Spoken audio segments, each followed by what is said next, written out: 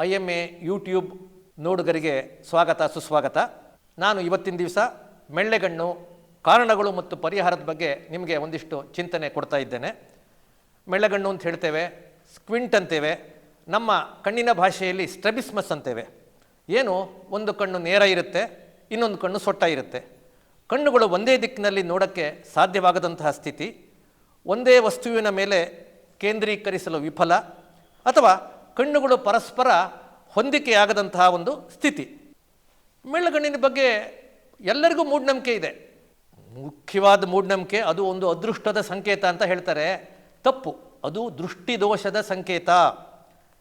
ಎರಡನೇದು, ಮೆಳ್ಳೆಗಣ್ಣಿಗೆ ಚಿಕಿತ್ಸೆ ಇಲ್ಲ, ಮೆಳ್ಳೆಗಣ್ಣಿಗೆ ಚಿಕಿತ್ಸೆ ಬೇಡ, ಅದು ಸಹ ತಪ್ಪೆ. ಮೆಳ್ಳೆಗಣ್ಣಿಂದ ದೃಷ್ಟಿದೋಷ ಸಾಧ್ಯತೆ 100ಕ್ಕೆ 100 ಭಾಗ. ಹಾಗಾಗಿ ಅರ್ಲಿ ಟ್ರೀಟ್ಮೆಂಟ್ ಬೆಟರ್ ರಿಸಲ್ಟ್ ಅಂತ ಹೇಳ್ತೇವೆ. ಮೆಳ್ಳೆಗಣ್ಣು ಬಹಳಷ್ಟು ಸಲ ಹುಟ್ಟುವಾಗಲೇ ಬರುತ್ತೆ, ಅದಕ್ಕೆ ಚಿಕಿತ್ಸೆ ಯಾಕೆ ಬೇಕು, ಬೇಡ ದೊಡ್ಡವರಾದ್ಮೇಲೆ ಮಾಡಿದ್ರೂ ಬರುತ್ತೆ ಅಂತ ಒಂದು ನಂಬಿಕೆ. ಚಿಕಿತ್ಸೆ ಖಂಡಿತ ಇದೆ. ಸಣ್ಣ ವಯಸ್ಸಿನಲ್ಲೇ ಮಾಡಿದರೆ ದೃಷ್ಟಿ ಉತ್ತಮವಾಗೋ ಸಾಧ್ಯತೆ ಹೆಚ್ಚಿರ್ತದೆ.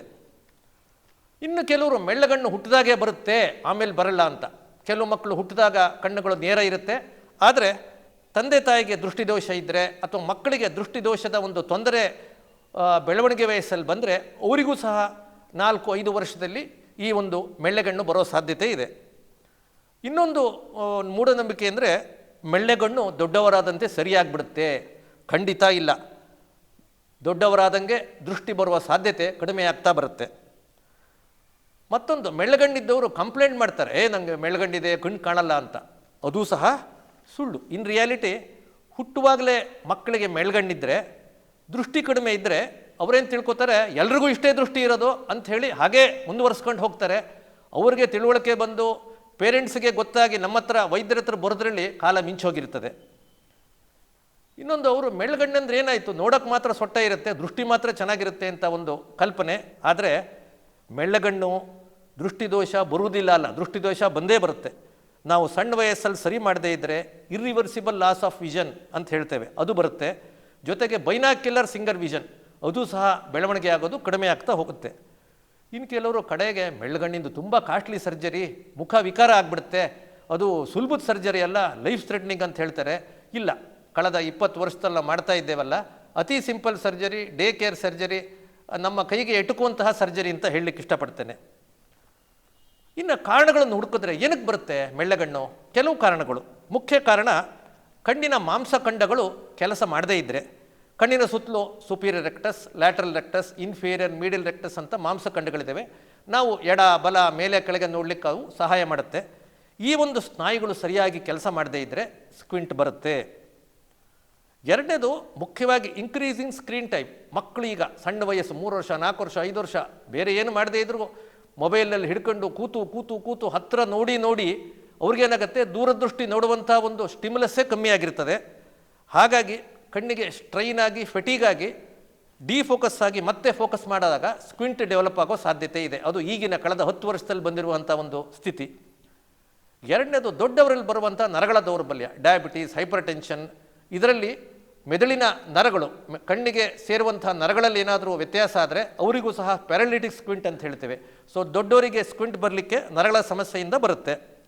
ದೃಷ್ಟಿ ಬೆಳವಣಿಗೆ, ಮಕ್ಕಳು ಹುಟ್ಟಬೇಕಾದ್ರೇ ಸಣ್ಣ ದೃಷ್ಟಿದೋಷ, ದೂರದೃಷ್ಟಿದೋಷ, ಹತ್ತಿರ ದೃಷ್ಟಿದೋಷ ಇದಿದ್ದು ದೃಷ್ಟಿ ಕಡಿಮೆ ಆಗ್ತಾ ಬರುತ್ತೆ. ಸಕಾಲದಲ್ಲಿ ಅವರು ಕನ್ನಡಕವನ್ನು ಹಾಕದೇ ಇದ್ದರೆ, ಅಥವಾ ಕನ್ನಡಕ ಕೊಟ್ಟು ಅಯ್ಯೋ ಬೇಡ ಆಯುರ್ವೇದಿಕ್ ಟ್ರೀಟ್ಮೆಂಟು, ಹೋಮಿಯೋಪತಿ ಟ್ರೀಟ್ಮೆಂಟು, ಅಥವಾ ಅಜ್ಜಿ ಬೇಡ ಅಂದರು ಅಂಥೇಳಿ ಕನ್ನಡಕ ಬಿಟ್ಟಾಗ ದೃಷ್ಟಿ ಕಾಣದೇ ಇದ್ದರೆ ಲೇಜಿ ಆಗಿ ಅದು ಸಹ ಸ್ಕ್ವಿಂಟ್ ಆಗೋ ಸಾಧ್ಯತೆ ಇರ್ತದೆ. ಇನ್ನೊಂದು, ಅವಧಿಪೂರ್ಣ ಜನನ. ಸಾಮಾನ್ಯ 39 ವಾರಕ್ಕೆ ಹುಟ್ಟಬೇಕು ಅಂತಿರುತ್ತೆ, ಬೇಗ ಜನನ ಆದರೂ ಸಹ ಅಲ್ಲಿ ದೃಷ್ಟಿದೋಷ ಆಗಿ ಅಥವಾ ಸ್ಕ್ವಿಂಟ್ ಆಗೋ ಸಾಧ್ಯತೆ ಇರ್ತದೆ. ಕಡೆಯದಾಗಿ ಕುಟುಂಬದ ಇತಿಹಾಸ, ಅಜ್ಜ ಅಜ್ಜಿ ತಾಯಿ ತಂದೆಗೆ ಸ್ಕ್ವಿಂಟ್ ಇದ್ದರೆ ಮಕ್ಕಳಿಗೆ ಬರೋ ಸಾಧ್ಯತೆ ಹೆಚ್ಚು. ಈಗ ಕಾರಣಗಳನ್ನು ತಿಳ್ಕೊಂಡ್ವಿ. ವಿಧಗಳು ಏನೇನು, what are the different types of squint ಅಂತ. ಅದರಲ್ಲಿ ಒಂದು ಲೇಟೆಂಟ್ ಅಂತ, ಆಗ ಕಾಣುತ್ತೆ, ಬೆಳಗ್ಗೆ ಇರುತ್ತೆ, ಮಧ್ಯಾಹ್ನ ಇರಲ್ಲ, ಸಾಯಂಕಾಲ ಇರುತ್ತೆ, ದೂರ ನೋಡ್ಬೇಕಾದ್ರೆ ಇರುತ್ತೆ, ಸುಸ್ತಾದಾಗಿರುತ್ತೆ, ಬೇರೆ ಟೈಮಲ್ಲಿ ಇರಲ್ಲ. ಮ್ಯಾನಿಫೆಸ್ಟ್, ಇಡೀ ದಿವಸ ಎಲ್ಲ ಟೈಮಲ್ಲಿ ಇರುವಂತಹ ಸ್ಕ್ವಿಂಟು. ಈ ಮ್ಯಾನಿಫೆಸ್ಟ್ಗಿಂಟು ಡೇಂಜರಸ್ಸು, ಅದರಿಂದ ದೃಷ್ಟಿದೋಷ ಬರೋ ಸಾಧ್ಯತೆ ಹೆಚ್ಚು. ಮತ್ತು ಒಳಗೆ ಬಂದರೆ ಈಸೋಟ್ರೋಪಿಯಾ ಅಂತೀವಿ, ಹೊರಗಡೆ ಹೋದರೆ ಎಕ್ಸೋಟ್ರೋಪಿಯಾ ಅಂತಿಂತೀವಿ. ಹಾಗೆ ಡಿಫರೆಂಟ್ ಟೈಪ್ಸ್, ನಮ್ಮ ಭಾಷೆಯಲ್ಲಿ ಕನ್ಕಮಿಟೆಂಟ್, ಪ್ಯಾರಾಲಿಟಿಕ್ ಅಂತ ಬೇರೆ ಬೇರೆ ವಿಧ. ಟ್ರೀಟ್ಮೆಂಟ್ ಮಾಡಲಿಕ್ಕೆ ಯಾವ ವಿಧ ಅಂಥೇಳಿ ಮಾಡಿಕೊಂಡ್ರೆ ನಮಗೆ ಸರಿಯಾದ ಒಂದು ಟ್ರೀಟ್ಮೆಂಟ್ ಮಾಡ್ಕೊಳ್ಳೋಕೆ ಈಸಿ ಆಗುತ್ತೆ. ಇನ್ನು ಚಿಹ್ನೆಗಳೇನು? ಒಂದು ಮಗುಗೆ ಅಥವಾ ದೊಡ್ಡವರಿಗೆ ಈ ಥರ ಸ್ಕ್ವಿಂಟ್ ಬಂದರೆ, ಮೆಳ್ಳಗಣ್ಣು ಬಂದರೆ ಏನು ಚಿಹ್ನೆಗಳಿರುತ್ತೆ? ಹುಟ್ಟುವಾಗಲೇ ಬಂದಿದ್ದರೆ ಭಾಳಷ್ಟು ಮಕ್ಕಳಿಗೆ ಚಿಹ್ನೆಗಳೇ ಇಲ್ಲ, ನನ್ನ ಕಣ್ಣು ಕಾಣಲ್ಲ, ಸೊಟ್ಟ ಇದೆ ಅಂತ ಅದು ಕನ್ನಡಿ ನೋಡ್ಕೊಂಡಾಗಲೇ ಗೊತ್ತಾಗೋದು. ಶಾಲೆಯಲ್ಲಿ ದೂರದ ಬೋರ್ಡ್ ಕಾಣಲ್ಲ, ಕಣ್ಣನ್ನು ಸ್ಕ್ವೀಸ್ ಮಾಡಿ ನೋಡ್ತಾರೆ, ಕಣ್ಣು ಸಣ್ಣ ಮಾಡಿ ನೋಡೋದು, ಅಥವಾ ಒಂದು ಕಣ್ಣು ಮುಚ್ಚಿ ನೋಡೋದು, ಅಥವಾ ಪಕ್ಕದಲ್ಲಿ ನೋಡ್ಕೊಳ್ಳೋದು. ಲೇಟ್ ಆಗುತ್ತೆ, ಹೋಮ್ವರ್ಕಿಗೆ ಏನೋ ಬರ್ಕೊಟ್ಟಿರ್ತಾರೆ, ಕಾಣೋದೇ ಇಲ್ಲ. ಮತ್ತು ಡಬಲ್ ವಿಷನ್, ನೆಕ್ಸ್ಟ್ ಮಾಡ್ತಾ ಮಾಡ್ತಾ ಡಬಲ್ ಕಾಣೋದು. ನೆಕ್ಸ್ಟ್ ಐ ಸ್ಟ್ರೈನ್ ಆಗಿ ತಲೆನೋವು, ಕಣ್ಣು ಕಾಣ್ತಿರುತ್ತೆ, ಕಣ್ಣು ಹೆಚ್ಚಿಗೆ ಕೆಲಸ ಮಾಡಿ ತಲೆನೋವು ಬರೋ ಸಾಧ್ಯತೆ ಇದೆ. ಈ ಥರ ಒಂದು ಸ್ಕ್ವಿಂಟು ಪೇಷಂಟು ಅಥವಾ ಒಂದು ಮಗು ನಮ್ಮಲ್ಲಿ ಬಂದಾಗ ವೈದ್ಯರಾಗಿ ನಾವೇನು ಮಾಡ್ತೇವೆ? ಸಂಪೂರ್ಣ ಮಾಹಿತಿ ತಗೋತೇವೆ. ಯಾವಾಗ ಶುರುವಾಯಿತು, ಹುಟ್ಟಲಿಂದನೇ ಬಂತ, ಹೆಚ್ಚಿಗೆ ಆಗ್ತಾ ಇದೆಯಾ, ಫ್ಯಾಮಿಲಿ ಹಿಸ್ಟ್ರಿ ಇದೆಯಾ, ಏನಾರು ಟ್ರೀಟ್ಮೆಂಟ್ ತೊಗೊಂಡಿದ್ದೀವಾ, ಇದೆಲ್ಲ ಆದಮೇಲೆ ದೃಷ್ಟಿ ಪರೀಕ್ಷೆ, ಬಲಗಣ್ಣು ಎಡಗಣ್ಣು, ವಿತ್ ಗ್ಲಾಸು ವಿತೌಟ್ ಗ್ಲಾಸಸ್ಸು ಎಷ್ಟಿದೆ, ಔಷಧಿ ಹಾಕಿ ಕನ್ನಡಕದ ಅವಶ್ಯಕತೆ ಇದೆಯೇ, ಯಾವ ನಂಬರ್ ಕನ್ನಡಕ ಹಾಕಬೇಕು, ಮತ್ತು ಮೆಳ್ಳಗಣ್ಣನ್ನು ಅಳತೆ ಮಾಡ್ತೇವೆ, ಎಷ್ಟಿದೆ, ಡಿಗ್ರಿ ಆಫ್ ಸ್ಕ್ವಿಂಟ್ ಅಂತ. ಕಡಿಮೆ ಇದ್ದರೆ ಸ್ವಲ್ಪ ಸಮಯ ಸಿಗುತ್ತೆ, ಜಾಸ್ತಿ ಇದ್ದರೆ ಟ್ರೀಟ್ಮೆಂಟ್ ಬೇಗ ಶುರು ಮಾಡಬೇಕಾಗತ್ತೆ. ಮೆಳ್ಳಗಣ್ಣಿದೆಯಪ್ಪ, ಇದರಿಂದ ಏನಾಗುತ್ತೆ ದೃಷ್ಟಿಗೆ ಅಂತ ನಾವು ಸೈಂಟಿಫಿಕ್ ಆಗಿ ಯೋಚನೆ ಮಾಡಿದರೆ, ಒಂದು ನೇರ ಇದ್ದು ಇನ್ನೊಂದು ಕಣ್ಣು ಸೊಟ್ಟ ಇದ್ದರೆ ಬೈನಾಕ್ಯುಲರ್ ಸಿಂಗಲ್ ವಿಷನ್. ಯಾಕಂದರೆ ನಾವು ಎರಡೂ ಕಣ್ಣುಗಳಲ್ಲಿ ನೋಡಿದಾಗ ಎರಡೂ ಕಣ್ಣಿನ ಒಂದು ಚಿತ್ರ ಆಕ್ಸಿಪಿಟಲ್ ಕಾರ್ಟೆಕ್ಸ್ ಅಂತ ಏನು ಹೇಳ್ತೀವಿ, ಮೆದುಳಿನಲ್ಲಿ ಒಂದು ಚಿತ್ರ ಆಗಿ ಮೂಡುತ್ತೆ. ಆ ಒಂದು ಚಿತ್ರವನ್ನು ನೋಡಿದಾಗ ನಮಗೆ ಚಿತ್ರ ತುಂಬ ಕ್ಲಿಯರಾಗಿ ಕಾಣುತ್ತೆ. ಮೂರನೇ ಆಯಾಮ ಡೆಪ್ ಪರ್ಸೆಪ್ಷನ್ ಸಹ ಚೆನ್ನಾಗಿ ಕಾಣುತ್ತೆ. ಯಾವುದೇ ಒಂದು ಕಾರಣದಿಂದ ಒಂದು ಕಣ್ಣು ನೇರ ಇದ್ದು ಇನ್ನೊಂದು ಕಣ್ಣು ಸೊಟ್ಟ ಇದ್ದರೆ ಅದು ಎರಡು ಚಿತ್ರ ಮೂಡುತ್ತೆ ಮೆದುಳಿಗೆ. ಒಂದು ಚೆನ್ನಾಗಿರುವ ಚಿತ್ರ, ಇನ್ನೊಂದು ಅರ್ಧಂಬರ್ಧ ಚಿತ್ರ. ಮೆದುಳೇನು ಮಾಡುತ್ತೆ, ಆ ಸ್ಕ್ವಿಂಟೆಯಿಂದ ಬರುವಂತಹ ಚಿತ್ರವನ್ನು ನೆಗ್ಲೆಕ್ಟ್ ಮಾಡೋಕ್ಕೆ ಶುರು ಮಾಡುತ್ತೆ. ಅದಕ್ಕೆ ನಾವು ಸಪ್ರೆಷನ್ ಅಂತ ಹೇಳ್ತೀವಿ. ಎರಡು ಕಣ್ಣಲ್ಲಿ ನೋಡಿದ್ರು ಆ ಒಂದು ಮಗು ಕೇವಲ ಒಂದು ಕಣ್ಣಲ್ಲಿ ಮಾತ್ರ ನೋಡುತ್ತೆ. ಹಾಗೆ ಬಿಟ್ಟು ನಾವು ಚಿಕಿತ್ಸೆ ಮಾಡದೇ ಇದ್ದರೆ it goes into amblyopia, lazy I ಅಂತ ಹೇಳ್ತೀವಿ. ಲೇಜಿ ಐ ಅಂದರೆ irreversible damage of the I site. ಇದು ಬೆಳವಣಿಗೆ ಆಗೋದು 6 ರಿಂದ 8 ವರ್ಷದ ಒಳಗೆ. ಹಾಗಾಗಿ ನಾವು ಯಾವುದೇ ರೀತಿಯ ಒಂದು ಮೆಳ್ಳಗಣ್ಣಿದ್ದರೆ ಚಿಕಿತ್ಸೆಯನ್ನು ಆದಷ್ಟು ಬೇಗ 2, 3, 4ನೇ ವಯಸ್ಸಲ್ಲೇ ಪ್ರಾರಂಭ ಮಾಡಬೇಕು. 10, 12 ವರ್ಷದ ಮೇಲೆ ಪ್ರಾರಂಭ ಮಾಡಿದ್ರೆ ದೃಷ್ಟಿ ಬರುವ ಸಾಧ್ಯತೆಗಳು ಕಡಿಮೆ ಆಗುತ್ತೆ. ಈ ಥರ್ಡ್ ಡೈಮೆನ್ಷನ್ ಅಂತ ಹೇಳಿದ್ವಿ, ಮೂರನೇ ಆಯಾಮ. ಏನಕ್ಕೆ ಬೇಕು ನಮಗಿದು? ನಾನು ಹೇಳೋದು, ಬೆಳಗ್ಗೆ ಎದ್ದಾಗಿಂದ ನಾವು ರಾತ್ರಿ ತನಕ ಮಾಡುವ ಎಲ್ಲ ಕೆಲಸಕ್ಕೂ ನಮಗೆ ಬೈನಾಕ್ಯುಲರ್ ಸಿಂಗಲ್ ವಿಷನ್ ಬೇಕೇ ಬೇಕು. ಒಂದು ಮೆಟ್ಲಿಳಿಯೋಕ್ಕೆ, ಹತ್ತಲಿಕ್ಕೆ, ಆಟ ಆಡಲಿಕ್ಕೆ, ಡ್ರಾಯಿಂಗ್ ಮಾಡಲಿಕ್ಕೆ, ಚಿತ್ರ ಬರೀಲಿಕ್ಕೆ, ಕಂಪ್ಯೂಟರ್ ಆಪ್ರೇಟ್ ಮಾಡಲಿಕ್ಕೆ, ಕುಶಲ ಕೆಲಸಗಳಿಗೆ ನೀವು ಏನೇ ಕೆಲಸ ಹೇಳಿ, ಒಂದು ಕಣ್ಣಿಂದ ಏನಾಗುತ್ತೆ, ಕೆಲಸದ ಕ್ಷಮತೆ ಕಮ್ಮಿ ಆಗುತ್ತೆ. ಅದರಿಂದ ಏನಾಗುತ್ತೆ, ಕ್ವಾಲಿಟಿ ಆಫ್ ಲೈಫ್ ವ್ಯತ್ಯಾಸ ಆಗುತ್ತೆ, ಅವನಿಗೆ ಕೆಲಸ ಸಿಗೋದು ಕಷ್ಟ ಆಗುತ್ತೆ. ಹಾಗಾಗಿ ಕಡೆಗೆ end up in economic burden to the nation. ಕಡೆಗೆ ಇಂದಿನ ಮಕ್ಕಳೇ ಮುಂದಿನ ಪ್ರಜೆಗಳು ಅಂತ ಹೇಳ್ತೇವೆ, ಅವ್ರು ಎಲ್ಲರೂ ಕ್ಷಮತೆ ಕಮ್ಮಿ ಆಗ್ತಾ ಹೋಗುತ್ತೆ.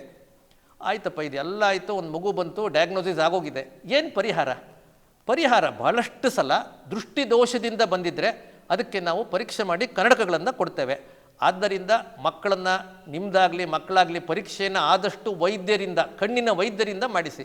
ನಿಮಗೆ ಕನ್ನಡಕದ ಅಂಗಡಿಯಲ್ಲಿ ಪರೀಕ್ಷೆ ಆಗುತ್ತೆ, ಅಲ್ಲಿ ಕೇವಲ ಕನ್ನಡಕದ ಪರೀಕ್ಷೆ, ಕಣ್ಣಿನ ಪರೀಕ್ಷೆ ಆಗೋದಿಲ್ಲ. ಹಾಗಾಗಿ ಆದಷ್ಟು ಕಣ್ಣಿನ ವೈದ್ಯರಿಂದ ಪರೀಕ್ಷೆ ಮಾಡಿಸಿ.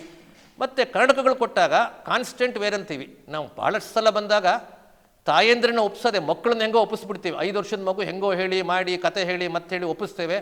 ತಾಯಂದ್ರ ಅಳಕ್ಕೆ ಶುರು ಮಾಡ್ತಾರೆ, ಏನು ಸಾರ್ ನಮ್ಮ ಮಕ್ಕಳಿಗೆ ಕನ್ನಡಕ ಬಂದುಬಿಡ್ತಾ ಅಂತ. ಆಮೇಲೆ ತಾಯಂದ್ರಿಗೆ ಒಪ್ಪಿಸಿ ಎಲ್ಲ ಮಾಡಿ ಕಾಲಕ್ಕೆ ಪರೀಕ್ಷೆ, 6 ತಿಂಗಳಿಗೆ ಮೇಲೆ ಪರೀಕ್ಷೆ ಮಾಡಿಸಿ. ನಂಬರ್ಗಳು ಚೇಂಜ್ ಆಗ್ತಾ ಹೋಗುತ್ತೆ. ಮುಜುಗರ ಬೇಡ.